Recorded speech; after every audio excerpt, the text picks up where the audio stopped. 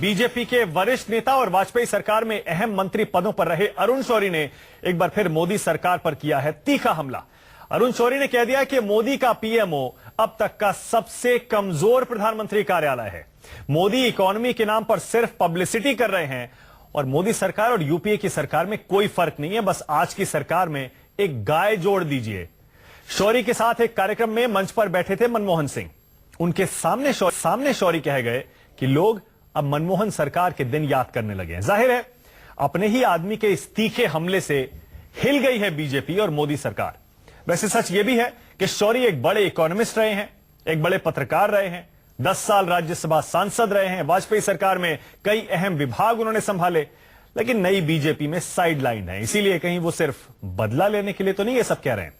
हमारा आज का सबसे बड़ा सवाल, अरुण शौरी को मोदी बुरे और मनमोहन अच्छे क्यों लगने लगे? क्या कांग्रेस की कॉपी है बीजेपी सरकार? इसी पर होगी बहस, लेकिन पहले देखिए अरुण शौरी का मोदी सरकार पर तीखा हमला। माता के प्रधानमंत्री नरेंद्र मोदी बिहार चुनाव में बीजेपी की अलख जगाने में जुटे हैं, तो इधर इनकी पार्टी के कुछ नेता उनके किए धरे पर पानी फेरने में। इस बार मोदी पर बड़ा हमला किया है पूर्व केंद्रीय मंत्री अरुण शौरी ने। There is a much firmer, clearer belief that managing the economy means managing the headlines about the economy. And this is not really going to work. But I feel that there has never been as weaker a PMO as now. Arun Shourie यही नहीं रुके। मोदी सरकार के कामकाज पर सवाल उठाते हुए उन्होंने यहां तक कह दिया कि सरकार काम कम और अपना ज्यादातर वक्त कांग्रेस विरोध और बीफ की राजनीति पर बिता रही है। देखिए अब डॉक्टर साहब को लोग याद करने लग गए हैं। You know, the way to characterize the policies of the government is Congress scaled plus a cow. Arun Shourie ने ये बातें एक किताब के विमोचन के मौके पर कही जहां मनमोहन सिंह भी मौजूद थे। अरुण शौरी वही बीजेपी नेता हैं जो घोटालों के बाद मनमोहन सिंह को कोसते नहीं थकते थे। उसका कर्तव्य है कि भाई वो किसी मिनिस्टर को ऐसे ना होने दे, चोरी बोरी डकैती ना करने दे, और हर एक चीज में प्राइम मिनिस्टर साहब खुशी खुश हैं और सोते ही रहते हैं। अरुण शौरी को अब मोदी का कामकाज पसंद नहीं आ रहा है, तभी तो सवाल उठ रहा है आखिर शौरी को मोदी बुरे और मनमोहन अच्छे क्यों लगने लगे? इस संगत और सोहबत में जिस तरह की बात कर रहे हैं वो बात देश के लोगों के गले तो उतरेगी ही नहीं, लेकिन जिनके लिए वो बात कर रहे हैं वो भी उसको स्वीकार नहीं करेंगे। पंजाबी में एक कहावत है कि जिन्ना दे घर दाने उन्ना दे कमले भी सियाने। अब इस सरकार को तो मोटे भाई छोटे भाई ने दाने दे दिए थे, पर कमले फिर भी सियाने नहीं हुए। इसमें कोई शक नहीं कि मोदी राज में शौरी समेत कई बुजुर्ग नेता हाशिए पर हैं। उधर बिहार चुनाव में पूरी पार्टी की इज्जत दांव पर लगी है। ऐसे वक्त में अरुण शौरी अपने बयान से नाराजगी दिखा रहे हैं या फिर मोदी की मुश्किलें बढ़ा रहे हैं। सच तो यह है कि शौरी ने विरोधियों को एक मुद्दा जरूर थमा दिया है। अमित कुमार, दिल्ली, न्यूज़ 24। आज का सबसे बड़ा सवाल, अरुण शौरी को मोदी बुरे और मनमोहन अच्छे क्यों लगने लगे हैं और क्या कांग्रेस सरकार की कॉपी है बीजेपी सरकार? इसी पर बहस करने के लिए बीजेपी से हमारे साथ वरिष्ठ नेता सिद्धार्थनाथ सिंह हैं, कांग्रेस से सांसद प्रमोद तिवारी हैं, जेडीयू से पवन वर्मा मेरे साथ जुड़ने वाले हैं और सीनियर राइटर, एकेडमिशियन, जर्नलिस्ट मधु किश्वर सामाजिक कार्यकर्ता भी हैं। एक समय मोदी सरकार की पक्की समर्थक थी, लेकिन आजकल मुखर होकर खूब विरोध करती हैं। आप सभी का स्वागत है। सिद्धार्थनाथ जी, पहला सवाल आप ही से। अब अरुण शौरी जी के बारे में कौन नहीं जानता, वाजपेयी सरकार में अहम मंत्री हुआ करते थे, आपके इतने बड़े नेता हैं सिद्धार्थ जी। अब बीच चुनाव, बिहार का चुनाव चल रहा है, ऐसे में अगर इतना बड़ा हमला करेंगे तो आपको तो नुकसान होगा ही, और लोग क्यों नहीं सुनेंगे क्योंकि आप ही के नेता हैं। उन सारी बातों पर यकीन क्यों नहीं करेंगे?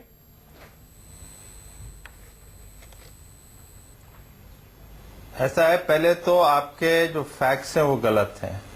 अरुण शौरी बीजेपी में नहीं है। अरुण शौरी जी 2009 के चुनाव के बाद और लगभग 2010 के शुरुआती दौर से बीजेपी से उन्होंने पलड़ा झाड़ लिया।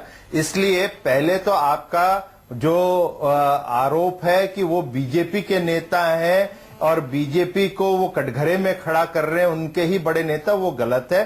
तो इसको पहले करेक्ट कर लीजिए। ठीक है। और जहां तक कि अरुण शौरी जी का सवाल है, उनका जो बयान है वो दुर्भाग्यपूर्ण है, और दुर्भाग्यपूर्ण इसलिए है क्योंकि वो सरकार में रह चुके हैं, बीजेपी के मेंबर रह चुके हैं। हाँ, उनकी कुछ एम्बिशंस जरूर रहे हैं। जब 2014 में मोदी जी की सरकार आई, उसके पहले भी जब सरकार नहीं थी तो बड़ी प्रशंसा करते थे गुजरात की और अन्य चीजों की, और टिप्पणियां भी बहुत करते थे मनमोहन सिंह जी के ऊपर। तो ये जो है ना, पद के साथ राष्ट्र ठीक चल रहा है या नहीं चल रहा है, वो जो एक कॉम्बिनेशन है कि पद है तो राष्ट्र अच्छा चल रहा है, पद नहीं है राष्ट्र खराब चल रहा है, ये जो एक सोच है, ये एक इसको इंग्लिश में करियर नेशनलिज्म कहा जाता है, वो एक सोच उनकी दर्शाती है। अच्छा सिद्धार्थनाथ जी, आप बीजेपी के बड़े नेता हैं, मैं आप जो कह रहे हैं आपकी बात में हूबहू बिल्कुल शब्दशः मान रहा हूं। आप ये कह रहे हैं बीजेपी में अरुण शौरी नहीं है, आपकी पार्टी से उनका कोई लेना देना नहीं है। आप बिल्कुल साफ तौर पर बीजेपी से अरुण शौरी को पूरी तरह से अलग बता रहे हैं। ना वो पार्टी के सदस्य हैं, ना पार्टी में उनके पास कोई पद है, उनका आपकी पार्टी से कोई लेना देना नहीं। ठीक है जी, ठीक है। लेकिन सिद्धार्थनाथ जी, अरुण शौरी का इतिहास आप जानते हैं। मोदी सरकार में उनको तो कोई तवज्जो नहीं मिल रही है आज की बीजेपी में, लेकिन जब वाजपेयी जी की सरकार थी उनके पास डिसइन्वेस्टमेंट मंत्रालय था, आईटी मिनिस्ट्री थी, कम्युनिकेशंस मिनिस्ट्री थी। उस समय वाजपेयी सरकार की इकोनॉमिक पॉलिसी में कितने अहम रोल वो प्ले करते थे हम सब जानते हैं जी। अब देखिए अरुण शौरी कह रहे हैं मोदी सरकार इकोनॉमी मैनेज करने का मतलब सिर्फ सुर्खियों का मैनेजमेंट मानती है। मनमोहन सिंह के दिनों को लोगों ने याद करना शुरू कर दिया। इतना तीखा हमला। कह रहे हैं एनडीए यूपीए में फर्क सिर्फ इतना है कि आप यूपीए में गाय जोड़ दीजिए, गौमांस का जो मुद्दा उठाया, और अब तक का सबसे कमजोर प्रधानमंत्री का ऐसा है, ये जो ऐसा है यही अरुण शौरी जी जब बीजेपी में नहीं रहे, उसके बाद वापसी जो कह सकते हैं, कांग्रेस वाले उसको बड़ा शब्द इस्तेमाल करते हैं, घर वापसी।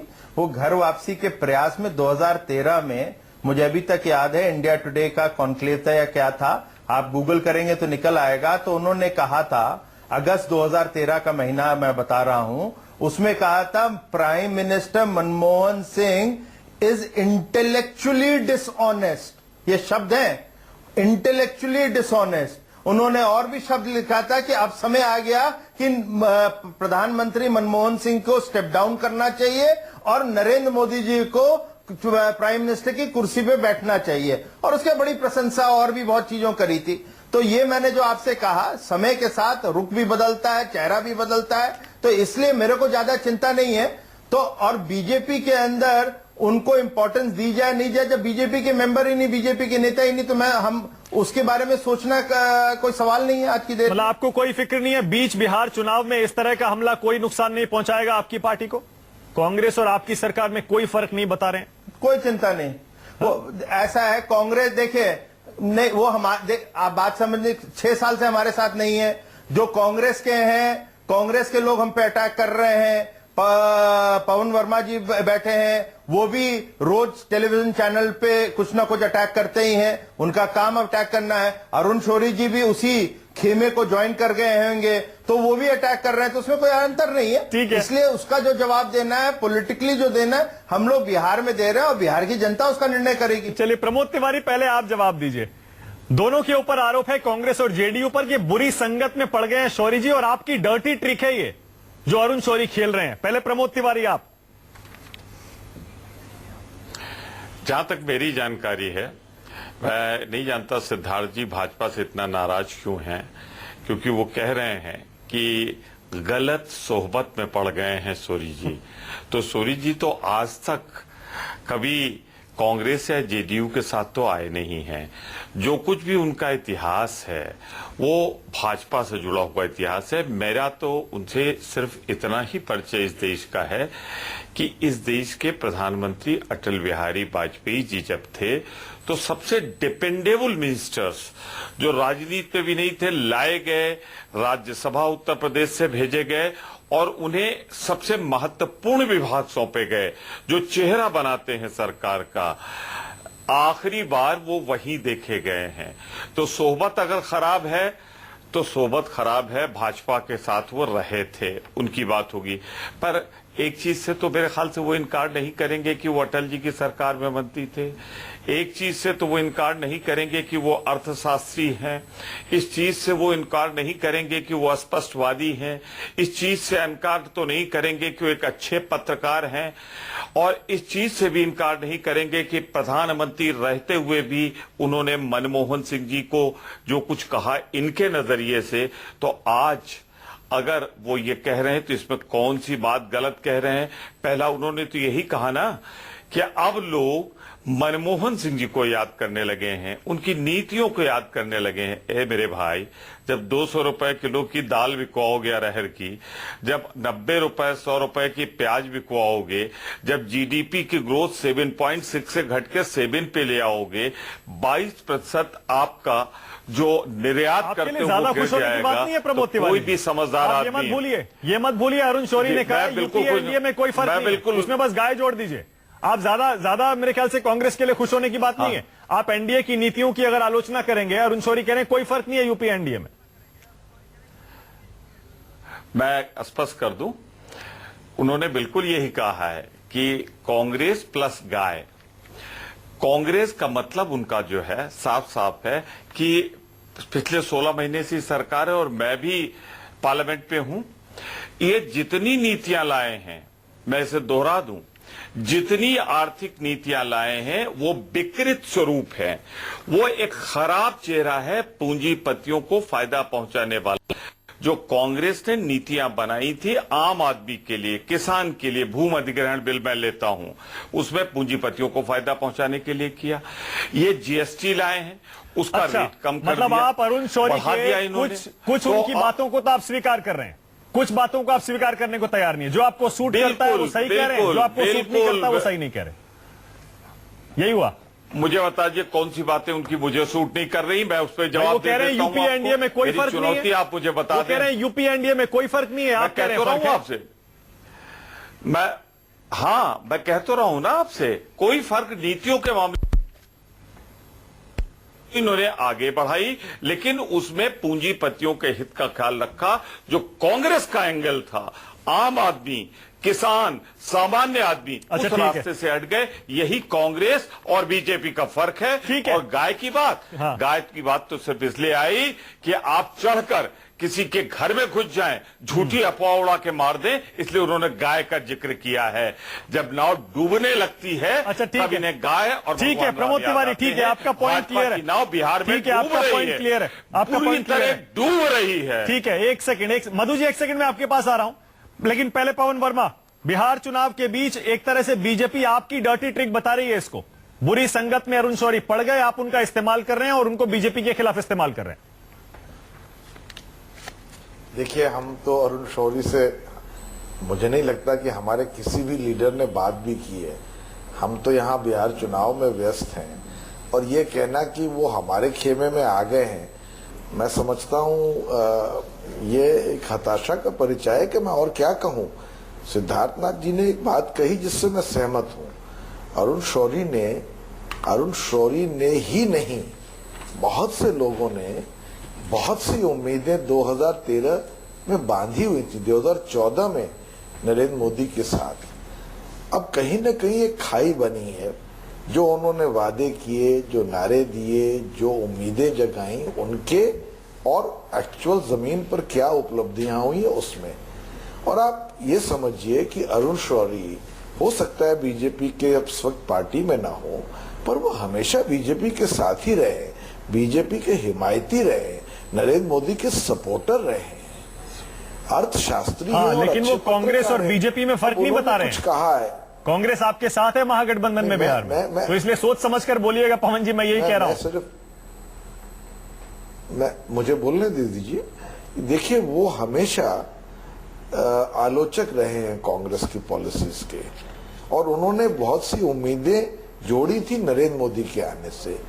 अब अगर वो आलोचना में कह रहे हैं कि बीजेपी कांग्रेस बन गई है, क्योंकि ये उनका स्टैंड हमेशा से रहा है, तब तो ये बहुत बड़ी आलोचना हुई। और मैं ये भी कह दूं आपसे कि बीजेपी के शीर्ष नेतृत्व को इतना संकोच आलोचना से नहीं करना चाहिए। वो देखें कि क्या कह रहे हैं अरुण शौरी, वो अगर कह रहे हैं कि सारी आर्थिक प्रक्रिया हेडलाइंस क्रिएशन में लगी हुई है, एकीकरण हुआ है, पीएमओ में सारे पावर्स आ गए हैं, वहां एक्सपर्ट्स नहीं है।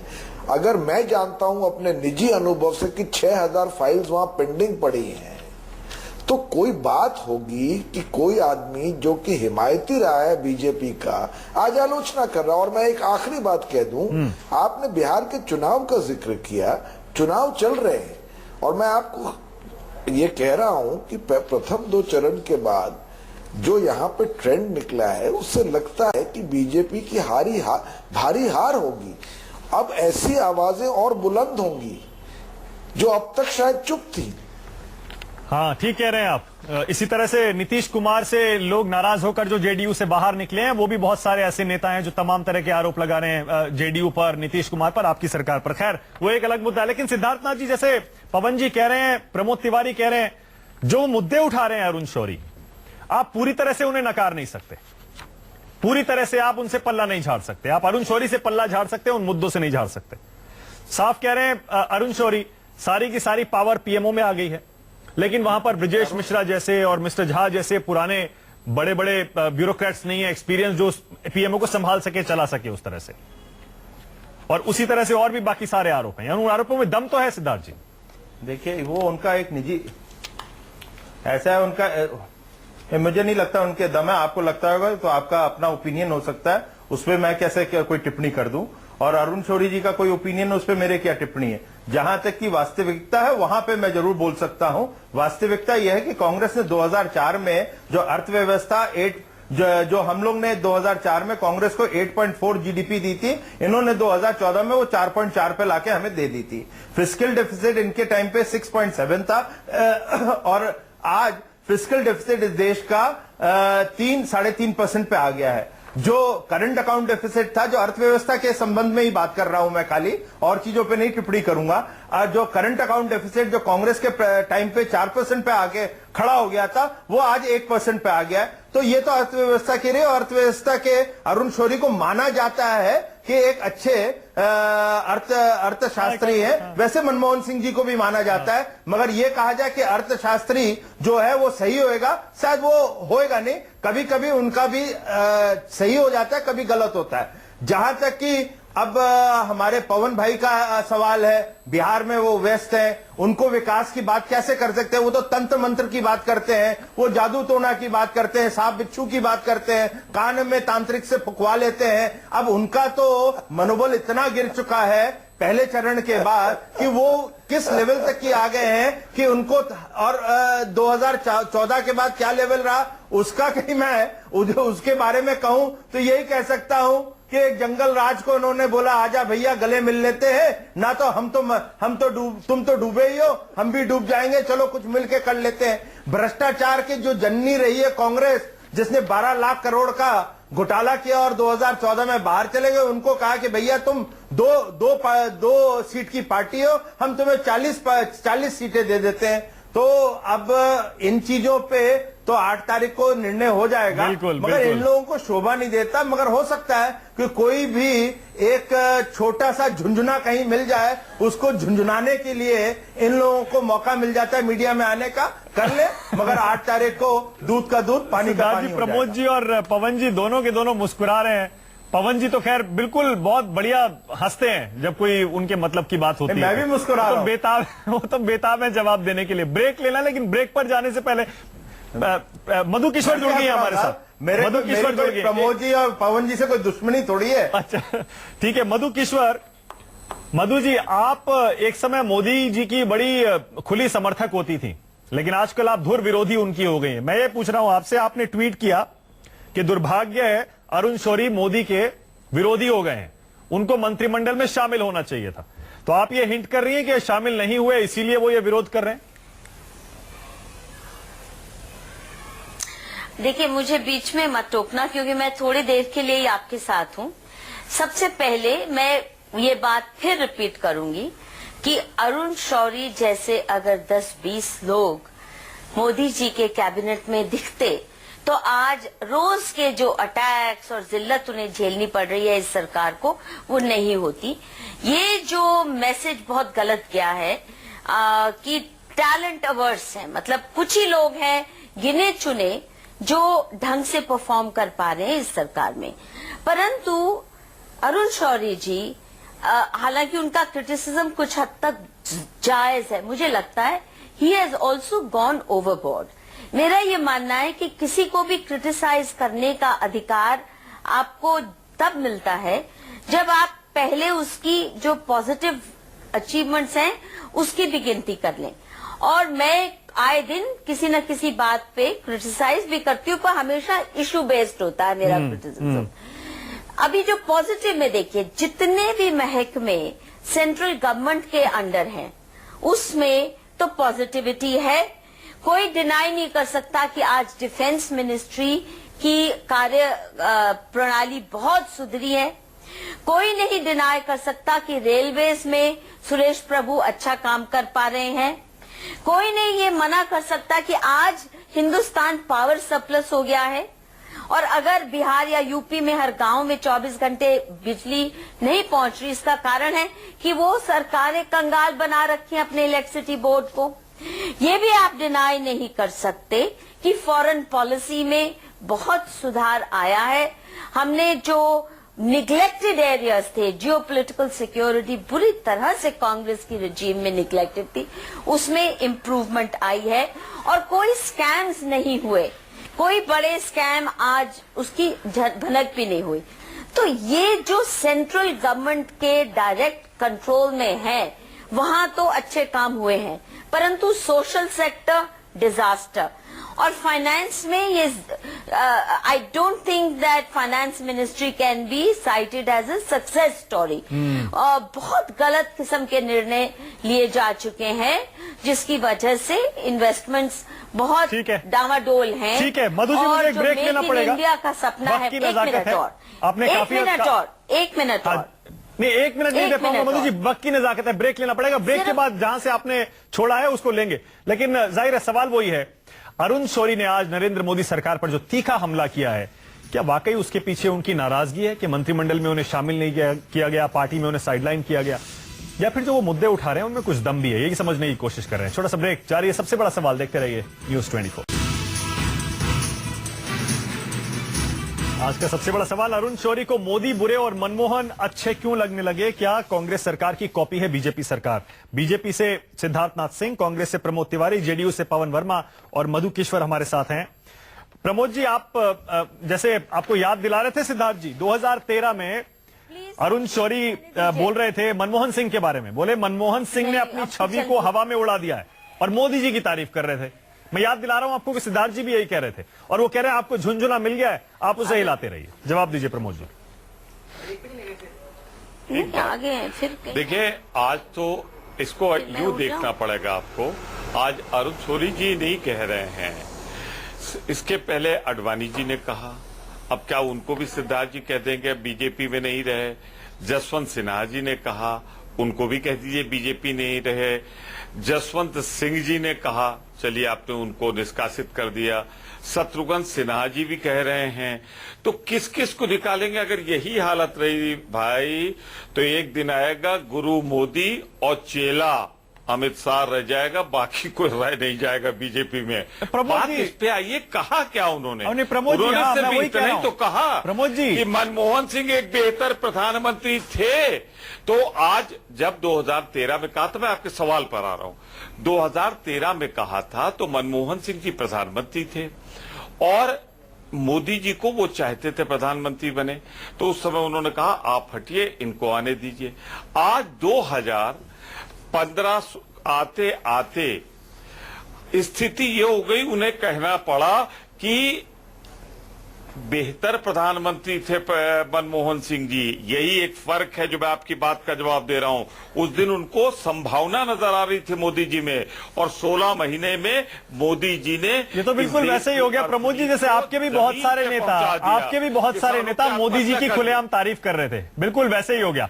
लौट रहा हूं आपके पास 1 सेकंड में, मधु किश्वर को जाना, एक कमेंट उनसे ले लेता हूं जरा। मधु जी, इसका मतलब ये हुआ जैसे ब्रेक से पहले आप भी कह रही थी, मधु जी साफ है आप कह रही हैं हो सकता है कि अपनी नाराजगी निकाल रहे हो, अरुण शौरी थोड़े ओवरबोर्ड चले गए, लेकिन कुछ तो उनकी बातों में दम है।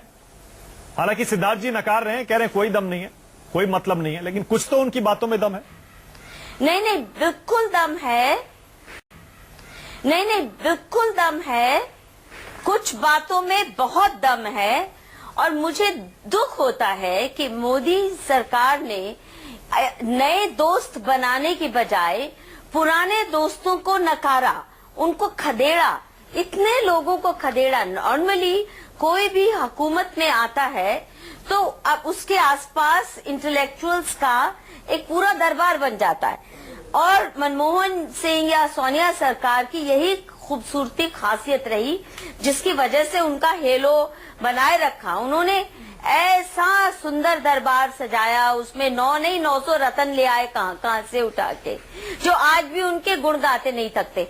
मोदी जी को टैलेंट की बहुत जरूरत थी और उन्होंने मधु जी को जाने के अच्छे पहले लोगों कुछ जवाब को देना चुनने चाहता की हूं। बजाय बहुत निष्क्रिय लोग चुने हैं, या बहुत ऐसे लोग चुने हैं जिनको उस काम की समझ बहुत कम है।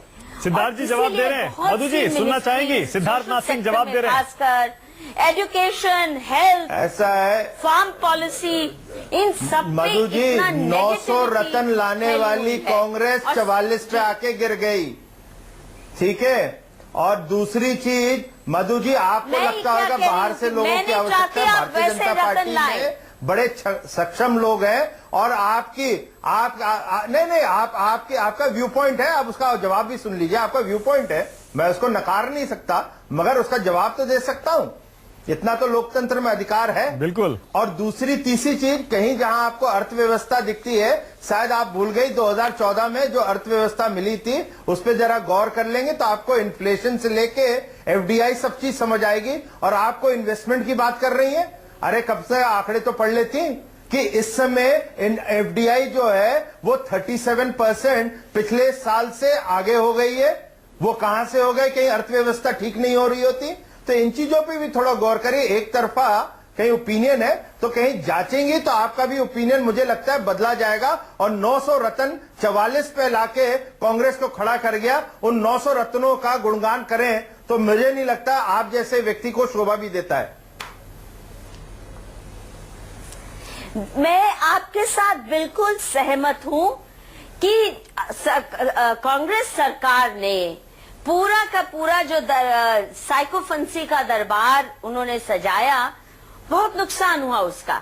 परंतु ये भी मत भूलिए कि पॉलिटिकल लेजिटिमेसी के लिए आपको इंटेलेक्चुअल्स की जरूरत पड़ेगी। अरुण शौरी जैसे लोग या यशवंत सिन्हा जैसे लोग, ऐसे कई आपके अंदर है। मैं नहीं कह रही हूं कि बाहर जाके ढूंढिए, आप कम से कम choose the best people for की जॉब्स। आज को अभी मैंने गिनाए जो उपलब्धियां हैं, जो अच्छे परफॉर्मिंग मिनिस्टर्स हैं, उनको सारा देश सलाम कर रहा है।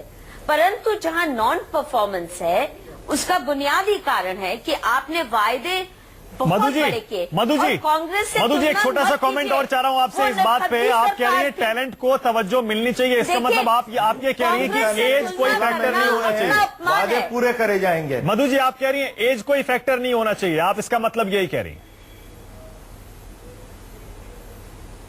देखिए, मैं कह रही हूं कि और इसीलिए यशवंत सिन्हा जी के होनहार बेटे को, यशवंत को, ये होना चाहिए था। जैन को लिया हुआ है हम लोगों ने।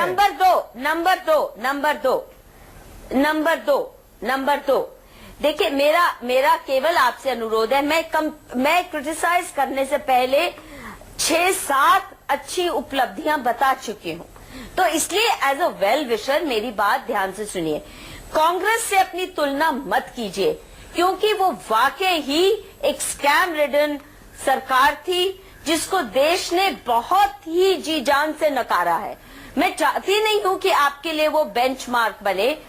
मोदी जी से हमारी उम्मीदें बिल्कुल अलग स्केल की हैं। मधु जी, मेरे सवाल का जवाब नहीं दिया आपने। से काम नहीं आज मधु जी, करना पवन जी के पास भी जाना है, मुझे प्रमोद तिवारी के पास भी जाना है। मेरा सवाल छोटा सा था। आप ये कह रही हैं टैलेंट को तवज्जो नहीं मिली, और आप ये कह रही हैं एज कोई फैक्टर नहीं होना चाहिए। रहेंगी, निराशा नहीं होगी 5 साल जब कंप्लीट होता है। आप कह रही हैं मधु जी के एज कोई फैक्टर नहीं होना चाहिए। आडवाणी जी हो, जसवंत सिंह हो, यशवंत सिन्हा हो, मुरली मनोहर जोशी हो, अरुण शौरी हो, इन सबकी एज बिल्कुल भूल के, उम्र भुला के, और उनको तवज्जो देनी चाहिए थी, आप ये कह रही हैं? कैपेबिलिटी होनी चाहिए, उस सेक्टर की नॉलेज होनी चाहिए, कोर कॉम्पिटेंस होनी ठीक है। चाहिए।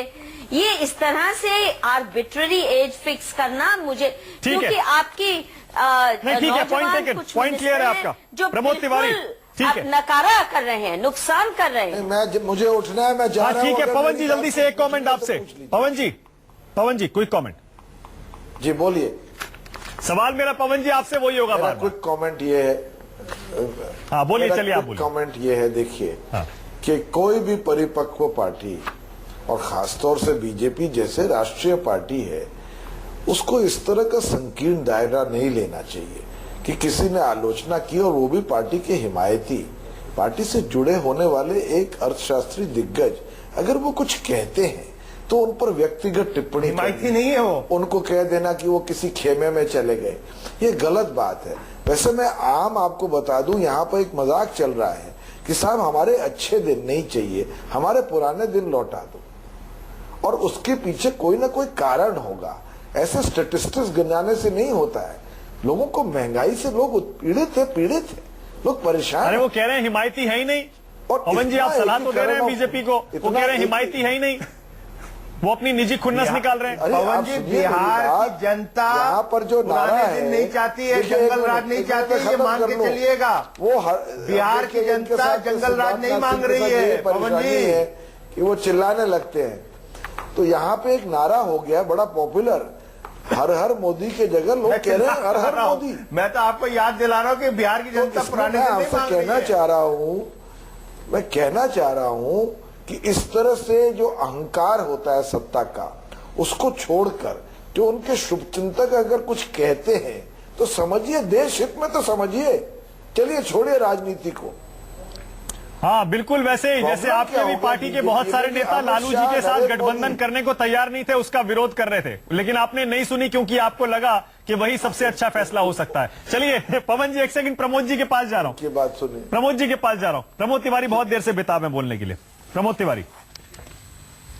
जी हाँ, मुझे सिर्फ ये कहना है कि एक बात आ जाए, हम मुद्दों पे किसने क्या कहा उस पर आ जाए। उन्होंने क्या कहा हाँ। कि वर्तमान प्रधानमंत्री जी को, वर्तमान सरकार को काम करने में नहीं, रिजल्ट देने में नहीं, बल्कि अखबार की सुर्खियां बटोरने में और खबरों में रहने का शौक है। हर कोई जानता है, कुछ नहीं मिलता तो मन की बात शुरू हो जाती है। अब जनता कहने लगी बहुत हो गई मन की बात तुम्हारी, अब कुछ काम की बात भी करो मेरे भाई।